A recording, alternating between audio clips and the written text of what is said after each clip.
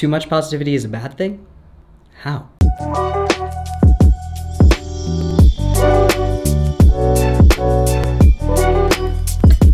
What is up, guys? Namo Himalaya, Stefan Peel here.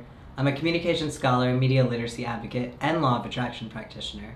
And today I'm going to be talking about toxic positivity. I feel like this isn't often touched on when discussing the law of attraction, because you never want to dissuade anyone from positivity, and you want to keep things high vibes all the time.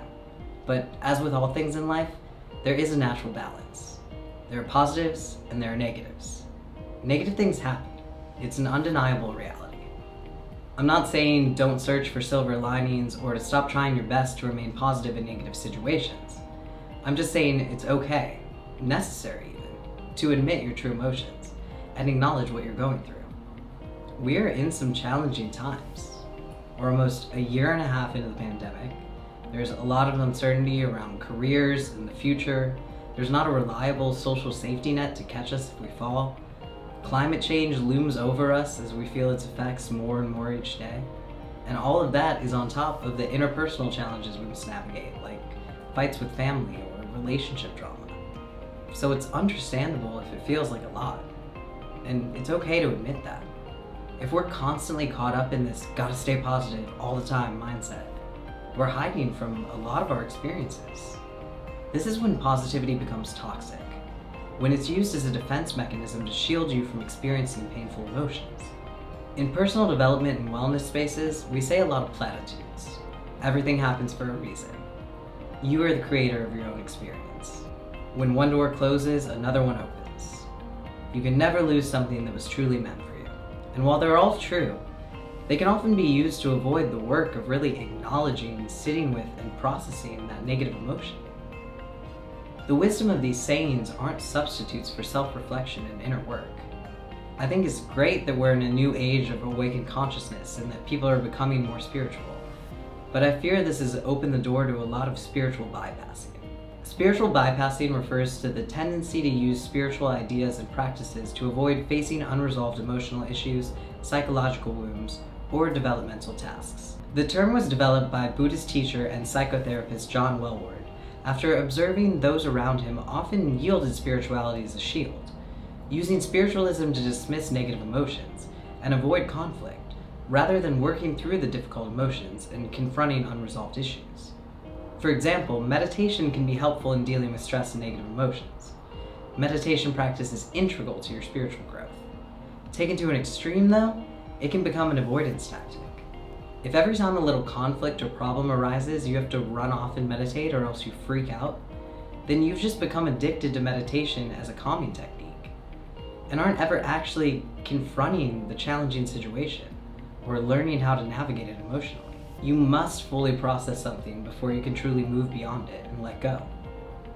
If you fail to acknowledge that some negative emotion even exists, you're just going to force that feeling down and repress it, making it a hell of a lot more difficult to deal with later.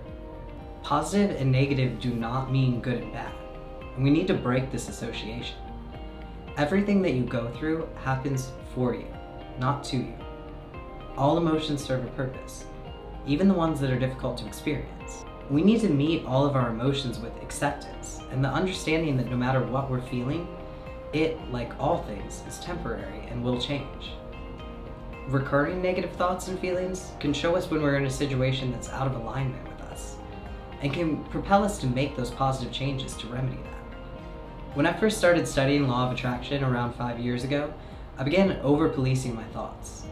Every time a negative thought happened, I'd beat myself up for it, fearing that the thought would attract negative things into my life. But the brain is always going to jump to worst-case scenarios in order to protect us. It seeks out perceived negatives so that we can attempt to avoid them. It's only when we tie these thoughts to negative emotions, like fear, that they actually gain the power of attraction. So we don't need to worry about silencing all of our negative thoughts or suppressing each negative emotion that arises. Just make sure that if you're already feeling poorly, you don't pile onto that with a bunch of negative thoughts. We can sit with an emotion or acknowledge a thought without engaging with it, and without attaching any stories to it about what it says about you. Negative doesn't necessarily mean bad. We must release ourselves from this judgment so that we can fully accept our whole range of emotions. Owning up to our negative thoughts and emotions allows us to deal with them and to move on. It serves you much better than just saying, good vibes only, I'm not ever gonna think about that, I'm not even gonna acknowledge it, and denying that whole part of yourself. True positivity comes from genuine acceptance. There's no denial or avoidance or trivialization of emotions. It requires no force. Instead of pushing negativity away and hiding from it, like in toxic positivity, true positivity embraces all experiences and emotions, secure in the knowledge that everything is unfolding as it should. It's that positivity that's going to serve you best in attracting what you want in life. I hope this video helps you steer clear of toxic positivity. If you learned anything from it or got any benefit at all, be sure to hit that thumbs up and the subscribe. And don't forget to hit that little notifications button, because I'm committed to bringing you 3 new videos a week so we can all continue learning, growing, and not only survive, but thrive in 2021 and beyond. Thank you.